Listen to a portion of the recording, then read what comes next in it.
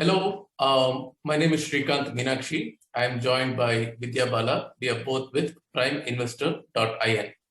A couple of days back, we wrote an article in our website, PrimeInvestor.in, giving a sell call on Franklin Templeton Mutual Fund, schemes of Franklin Templeton Mutual Fund. This created quite a bit of stir in the investor community, advisory community, and a little bit in the media as well. So we thought we'll do a video to follow up our article and answer some questions that came out of the article from investors and others alike. So the first question that we had, Vidya, we are very familiar with this, is that, is this like, a panic button? Are we pressing a panic button for the investors? Is this like a rush to exit? Are we saying that, people need to exit right away from the funds or anything like that? I think we should clarify that it's not a rush call to exit. Nothing imminent is going to happen. There is nothing going to happen, like, for example, next week or a couple of the following week or anything like that. That should cause you to panic at this point of time and cause you to, drop everything and go sell your Franklin funds, right, Vidya? Right. So, in fact, many of us said this will create panic in the market. There may be a run on money, etc. I don't think any of you need to worry about such an event. The event that we saw when there was a run on money in the month of March, and then the month of March is when the liquidity crisis actually started, and then it kind of trickled down to the next month and caused severe pressure on AMCs. Now that kind of situation that we are talking of does not exist now. We are far better in terms of overall liquidity, etc. So we did not, if any of you have not read our article, I would strongly recommend that you read the article, not just what you read on social media or media. We have not said anything about rushing and exiting at this point, or your money will be lost, or there'll be a flight for money. As research analysts, I think we have to, our job is to basically give calls on the products, on the schemes, on, what is being covered by us. And that's what we have done. How you want to go about, if you want to go about doing it is entirely up to you. This is not a warning on a kind of a liquidity crisis, etc. No, that was not the intention at all.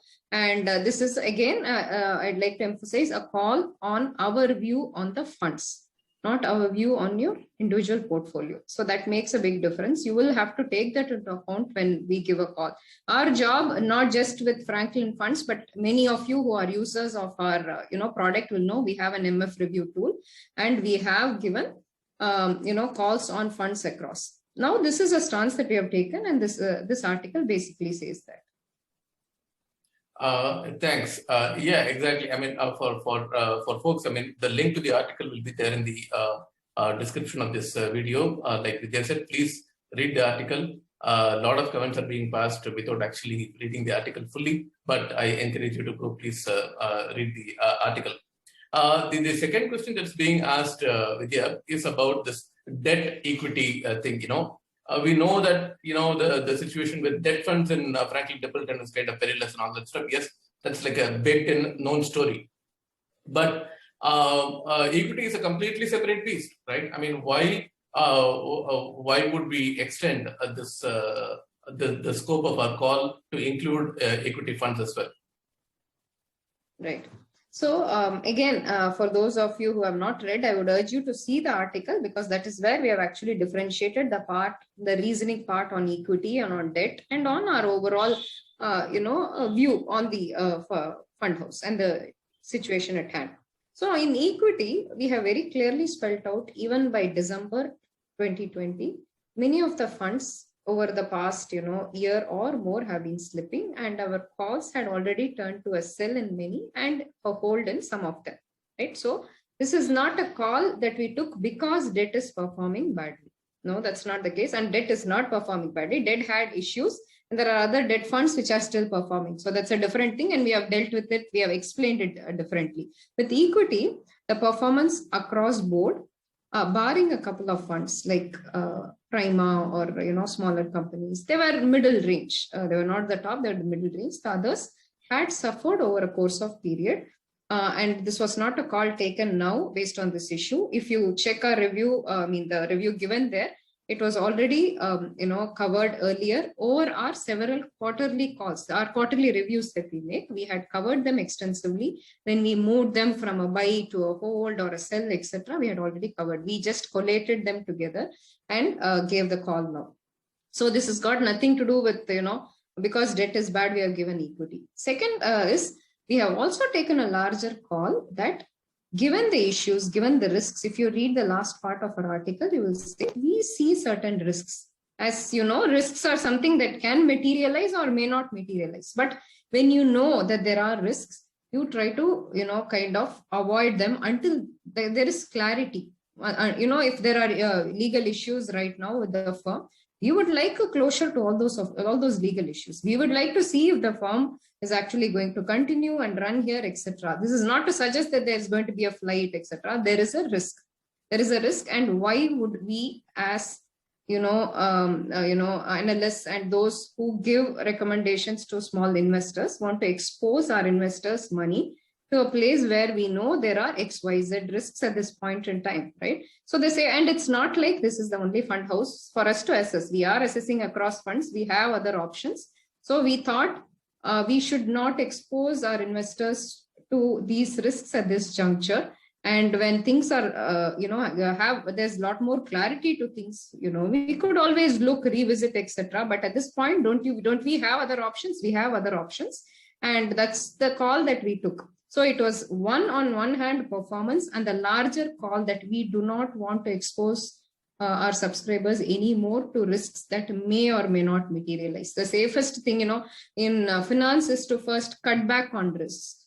It is not about earning the best returns. So even if these funds went ahead and delivered the best returns, in my opinion, I and those of you who have exited should not worry about it, because there are opportunities. There will always be opportunities. But cutting back on risks is what in the long term helps deliver, build a good portfolio. And that's precisely what we have done at this stage. Okay. And you also answered a question that I was going to ask subsequently about, is this like a closed chapter for Franklin? Are we saying bye-bye to Franklin? That's not the case, right? I mean, we are always open to revisiting the fund house and their funds in a future date when things stabilize and these risks go away. We are always open to relooking at that. And the last question that we had was about the feeder fund, right? I mean, we spoke about debt funds, we spoke about domestic equity funds. There are feeder funds that investors are not exposed to any Franklin Templeton India issues. The funds are being invested in overseas funds. What is our stance with respect to those funds? Yeah, so many of you need to understand the concept of feeder. It is an Indian fund that invests in its parent fund or any other fund elsewhere, right? So that's what India's the US Opportunity Fund does. It invests in the US fund of the parent Franklin.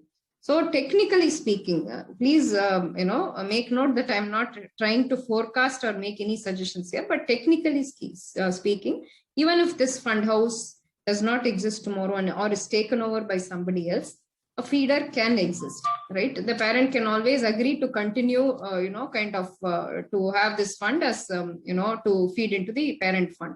So that can exist. So it's quite possible that there is continuity in its, in its strategy or in its investment, etc. But in the first place, we did not have this fund as part of any of our recommendations. So there's no question of whether we recommend, because we think that there are other passive funds focused on the US market, low-cost passive funds, and we have only been recommending those. So there's no question of us coming out separately and recommending this. If investors, if you are comfortable, if they're comfortable with such an investment, that's entirely up to them.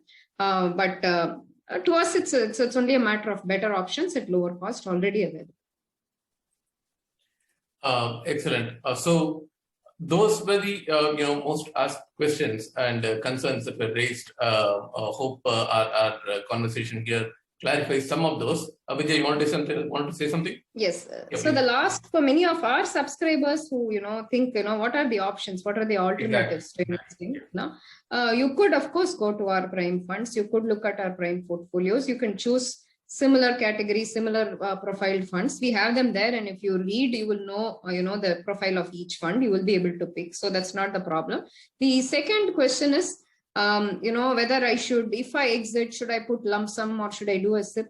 So the thing is, when you invest within an asset class, when you switch within the same asset class, there is no need to again start a SIP or again, start in a, kind of a phased investment.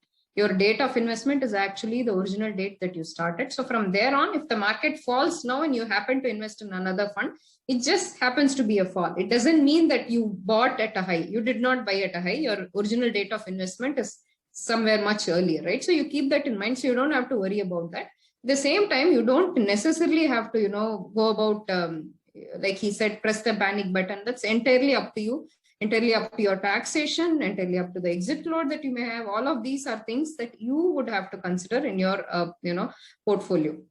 The other thing is, as you know, we are also big proponents of passive investing too. So if some of you are kind of, what if this happens to another AMC, or what if it happens elsewhere where I park my money again? There are, at least in equity, passive investment options at Prime Funds. We give a good range of index funds. We give a good range of ETFs. For those of you who have not so far explored index funds and ETFs, you might want to check them out also to know whether there can be, options where you will be less hassled in terms of active management. So that was the last point on investing. Excellent, excellent. Thank you, and please read the article from the description below. And we welcome your feedback. You can comment on the article in the below the article, or you can write to us at contact@primeinvestor.in, and we'll be happy to answer your questions. Thank you, Vidya, and thank you. Thank you.